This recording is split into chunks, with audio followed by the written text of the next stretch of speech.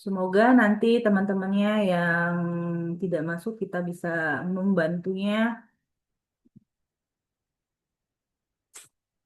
Oke, sedikit saya review karena ini direkam.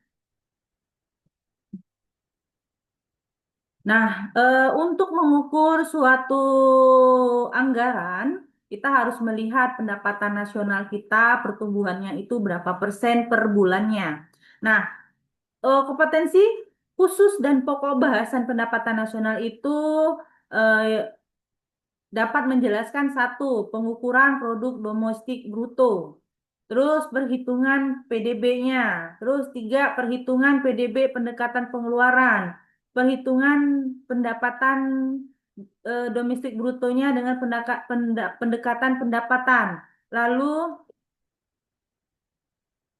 perhitungan PDB dengan pendekatan produksi, PDB nominal dan PDB real. Lalu menjelaskan perhitungan PDB di Indonesia, kelemahan PDB sebagai pengukuran kinerja.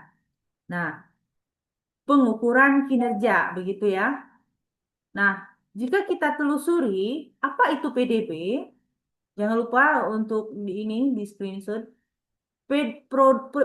PDB itu adalah produk yang dijumlahkan adalah produksi barang dan jasa. Lalu domestik. Domestik itu batasnya adalah wilayah suatu negara termasuk orang dan perusahaan asing. Bruto yaitu yang dihitung termasuk penyusutan barang-barang modal. Secara kumulatif, PDB itu adalah nilai pasar dari seluruh barang atau jasa akhir yang dihasilkan oleh suatu negara dalam periode waktu tertentu. Ya. Nah, di sini kita bisa melihat ada pendekatan-pendekatan untuk menghitung PDB. Jadi anggaran RAPBN, Rencana Anggaran Pendapatan Nasional, itu harus dikaji.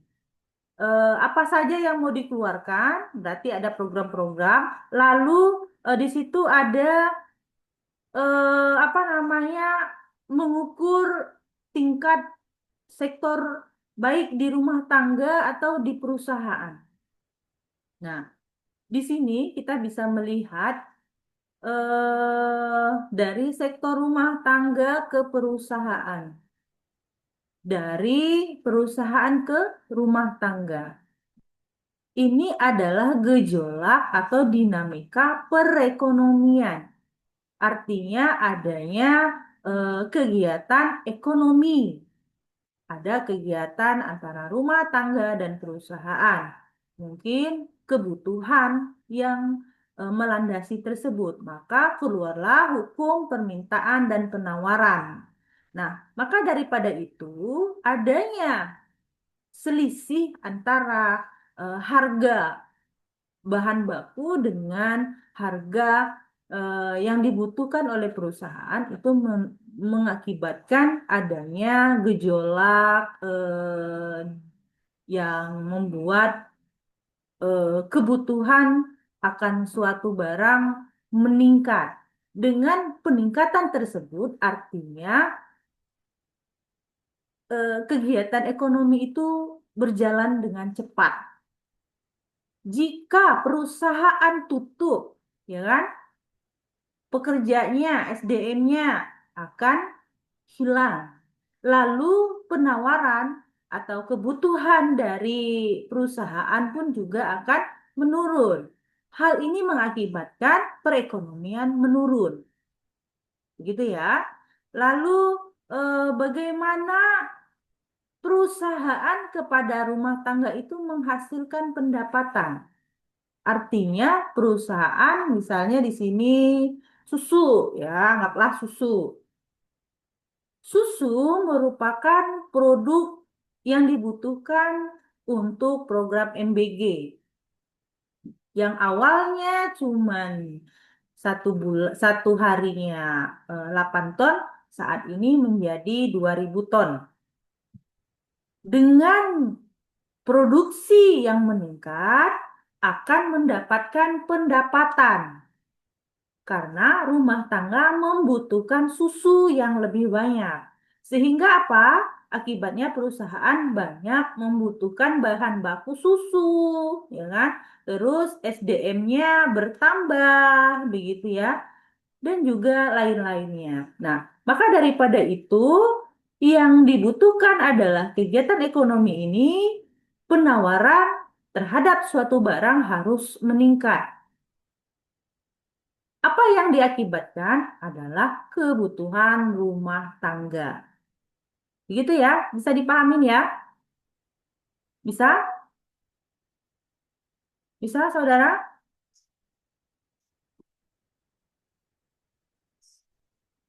Bisa dipahami ya? Apa bisa dipahami? Bisa dipahami? Oke, kalau saya rasanya berbelit-belit atau apa nanti bisa di langsung Bu mohon izin begitu ya. Kalau tidak ada yang bertanya saya akan bingung begitu. Apakah ini bisa dimengerti atau tidak? Karena kita akan melanjutkan ke materi selanjutnya. Nah, ada tiga pendekatan dalam menghitung PDB. Di sini ada pertama pendekatan pengeluaran. PDB dapat dipandang sebagai total pengeluaran yang dilakukan dalam perekonomian untuk memperoleh barang atau jasa. Yang kedua, pendekatan pendapatan. PDB dapat dipandang sebagai total pendapatan yang diperoleh setiap individu yang terdapat dalam perekonomian pendekatan nilai tambah.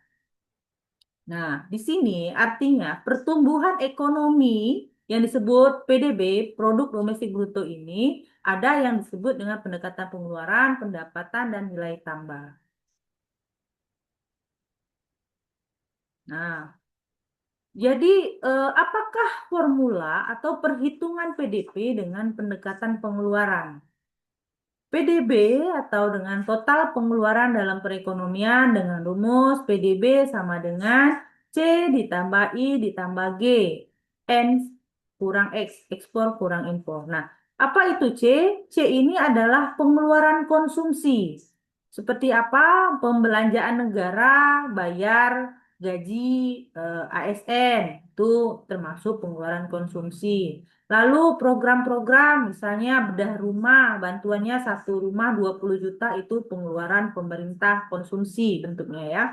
Lalu misalnya setiap kantor-kantor itu membayar beban listrik, beban air, beban telepon, internet itu menjadi pengeluaran konsumsi.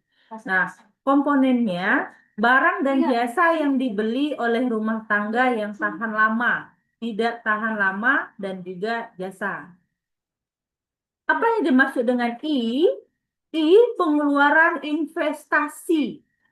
Nah, ya, investasi. Kalau di sini kereta api, PT WOS itu sebenarnya pengeluaran investasi. Kegiatan yang dapat meningkatkan kemampuan perekonomian dalam menghasilkan output di masa depan yaitu peningkatan stok fisik dari modal dan stok non fisik. Ya, paham ya? I itu adalah investasi pemerintah begitu. Misalnya ada proyek pembangunan itu termasuk investasi. Atau negara oh ya, oke lanjut ke G. G itu adalah government yang artinya pengeluaran pemerintah. Tindakan pemerintah dalam membeli barang atau jasa, contoh pembelian peralatan militer dan juga pembangunan jalan ya. Berarti arahnya ke sektor pembangunan. Ekspor, NX, ekspor bersih, yaitu transaksi perdagangan suatu negara dengan negara lainnya. Nah, ketika diekspor barang-barang itu, misalnya barang UMKM dijual ke luar negeri, artinya adanya kebutuhan barang yang ada di Indonesia. Nah, maka daripada itu atau seperti apa sih lembaga apa tuh nikel apa-apa tuh batu batu bara dijual ke luar negara. luar negeri. Nah, itu mengakibatkan harga dari adanya dampak perekonomian nasional. NX ini dapat menggambarkan besarnya permintaan luar negeri terhadap barang yang dihasilkan oleh suatu negara. NX ya dihitung dengan mengurangkan antara nilai ekspor dengan nilai impor. Jadi untuk transaksi perdagangan barang harus lebih banyak ekspornya ketimbang impornya.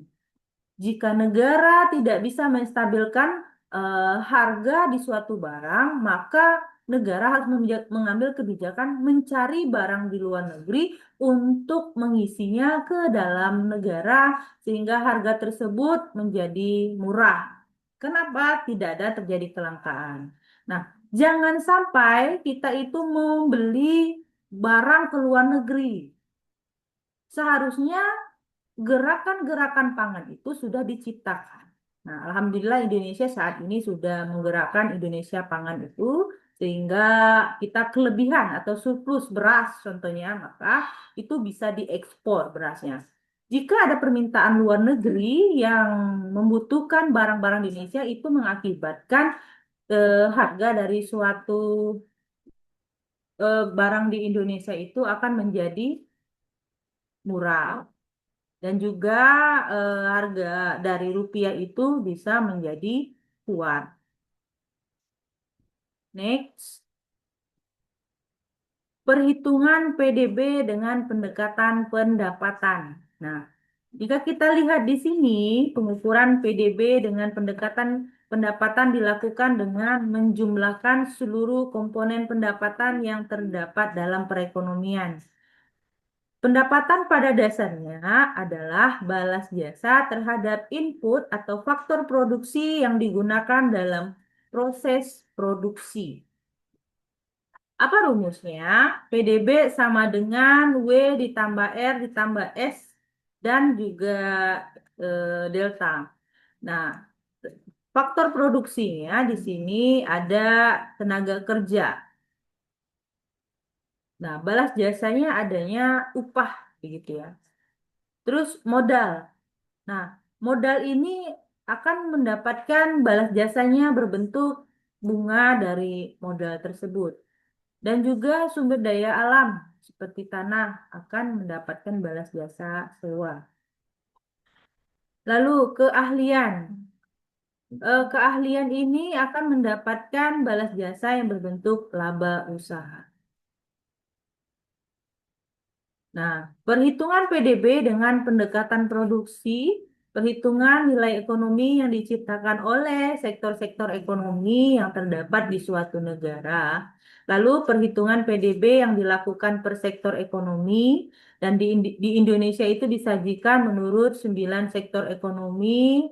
Jadi, kalau kita lihat bagaimana negara itu mendapatkan apa namanya pendapatan-pendapatan nasional itu dari bidang apa saja. Nah, bahasa bidang itu adalah sektor kalau itu nasional ada 11 sektor. Jadi negara itu punya usaha layaknya perusahaannya perusahaan gitu ya.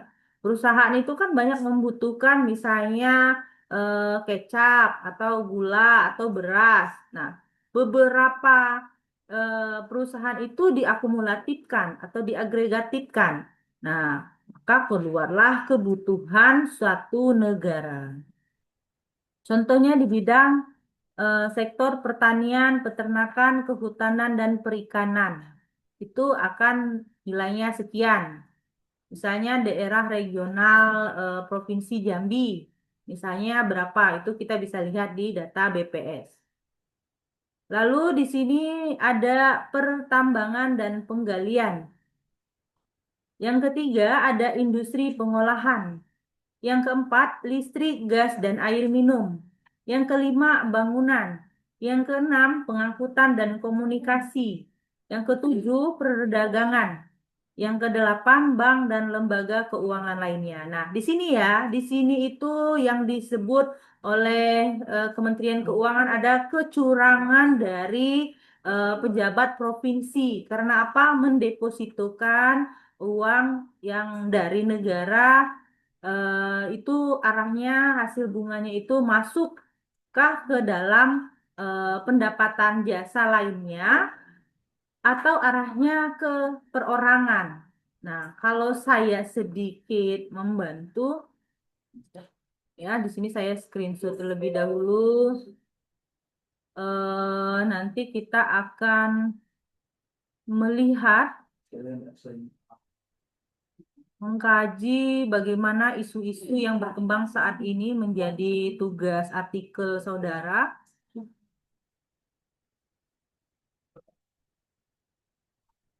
Mengenai deposito yang dilakukan pemerintah pejabat daerah regional terhadap kebijakan mendepositokan pada giro pemerintah atau Kasdan.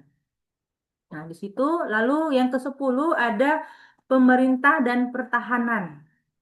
Yang ke-11 ada jasa-jasa lainnya. Kita lanjut. Nah, PDB nominal dan real. PDB real artinya produksi barang dan jasa yang dihitung dengan menggunakan harga konstan, yaitu dilakukan dengan menggunakan harga tahun dasar di setiap tahun perhitungan PDB. Nah, PDB nominal yaitu produksi barang dan jasa yang dihitung dengan menggunakan harga masa sekarang. Di antara Di antara PDB real dan PDB nominal, indikator yang paling baik digunakan untuk mengamati kinerja perekonomian adalah PDB real. Ya. Peningkatan nilai PDB real ini mutlak hanya mencerminkan peningkatan output produksi suatu perekonomian. PDB nominal, peningkatan nilainya tidak serta-merta disebabkan oleh terjadinya peningkatan output perekonomian dan dapat disebabkan oleh terjadinya peningkatan harga. Ya. Jadi kalau baca data statistik cari yang PDB-nya yang real. Karena apa? Dia itu peningkatan output produksinya suatu perekonomian. Nah, apa itu PDB deflator? PDB deflator yaitu nilai yang mencerminkan harga barang dan jasa yang diukurkan dari perbandingan antara PDB nominal dan PDB real. PDB deflator mengukur tingkat harga-harga saat ini relatif terhadap tingkat harga di tahun pokok. Oke, nanti kalau seandainya dia ini keluar, silahkan masuk kembali.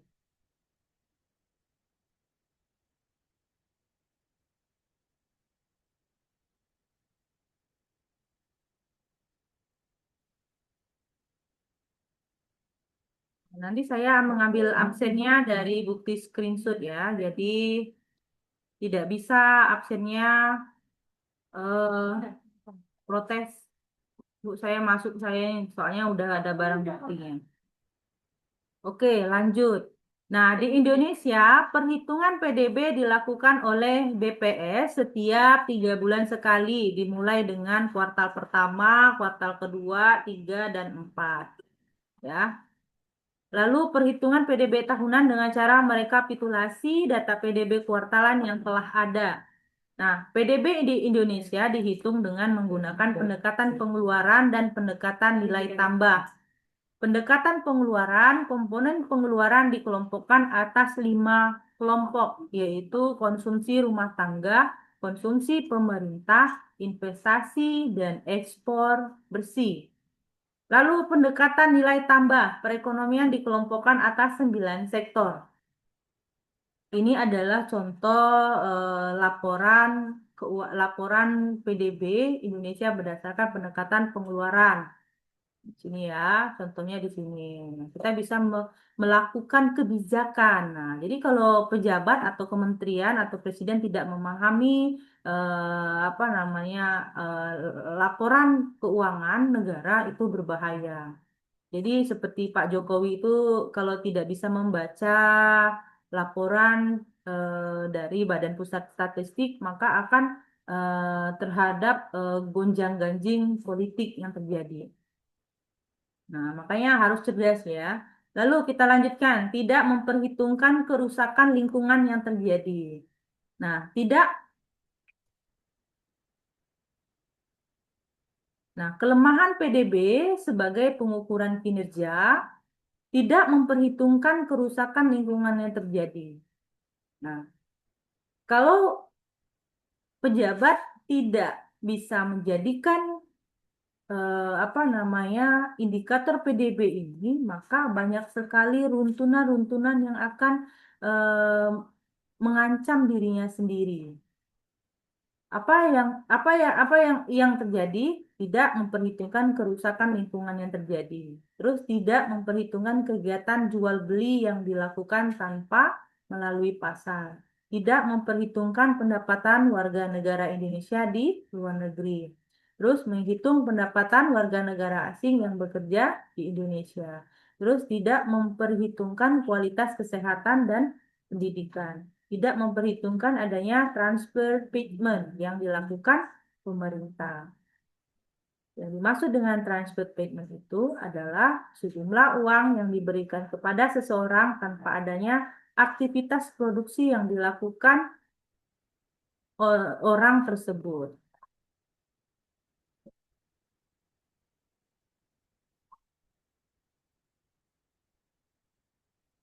Nah, sedikit lagi ya. Semoga waktunya mencukupi. Nah, untuk indikator lain pengukuran kinerja ekonomi, Produk Nasional Bruto atau disebut dengan PNB merupakan produksi barang atau jasa akhir yang dihasilkan oleh warga suatu negara dimanapun dia berada dalam periode tertentu. PNN yaitu Produk Nasional Neto, yaitu total pendapatan penduduk suatu negara dikurangi dengan kerugian yang diakibatkan oleh depresiasi. Jika kita lihat rumusnya, PNB real itu sama dengan PNB depresiasi. Apa itu? Pendapatan nasional atau national income untuk memperoleh gambaran tentang total penerimaan yang diperoleh oleh faktor produk dalam negeri.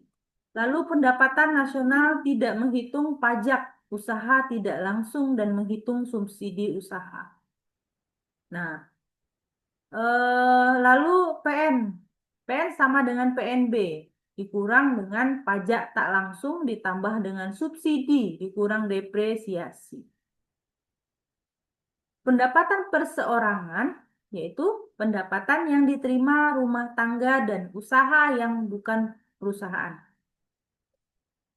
Pendapatan perorangan yang dapat dibelanjakan atau disebut dengan disposable personal income, yaitu pendapatan yang tersisa dalam rumah tangga dan usaha bukan perusahaan setelah semua kewajiban pada pemerintah dibayar. Nah, di sini perhitungan pendapatan nasional Indonesia misalnya ada beberapa indikator.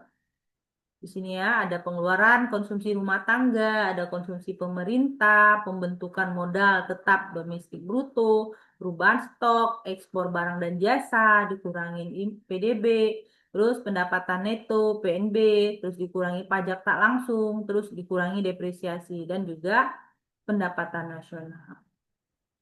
Nah, di sini akan dikeluarkanlah data BPS. Jadi BPS itu bekerja untuk memberikan data yang bisa kita pelajari begitu. Kalau kita tidak bisa membaca data yang diberikan oleh BPS, itu kita akan bisa dibodohi oleh oknum dengan bahasa-bahasa politiknya begitu. Untuk saat ini ada yang dipertanyakan terlebih dahulu? Oh, ada? Oke, kalau tidak ada yang bertanya, maka saya yang akan bertanya. Pertama di sini kepada Ibu Rosa Ulfi, Jadi PDB itu apa? Secara ilustrasi pribadi ya, bahasa pribadi begitu, bukan bahasa ilmiahnya. Apa itu PDB?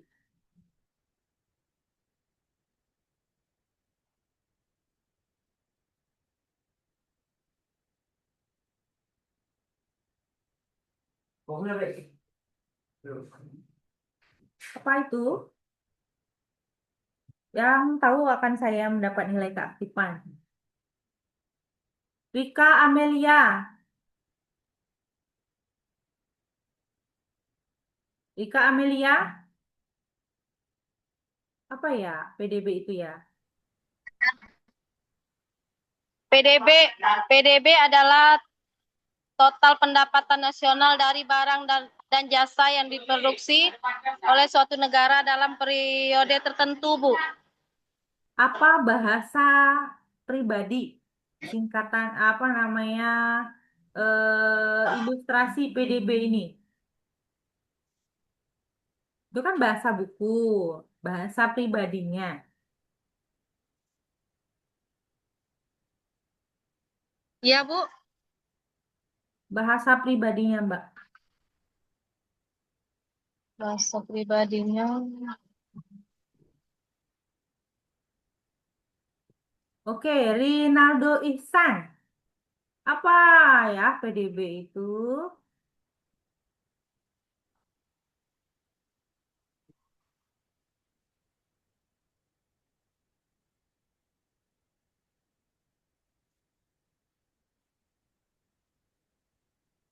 Misriyati. Iya, Bu. Apa itu? Mengukur nilai total barang dan jasa dari suatu negara. Mengukur apa tadi? Mengukur nilai total barang dan jasa suatu negara. Oke, lalu Asri Nurjana. Apa itu PDB?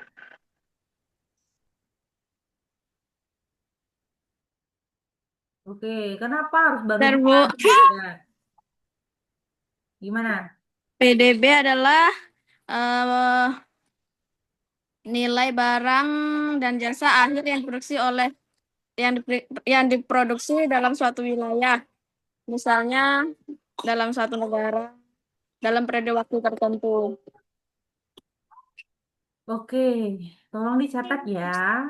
PDB ini adalah indikator suatu negara untuk mengukur pertumbuhan ekonomi.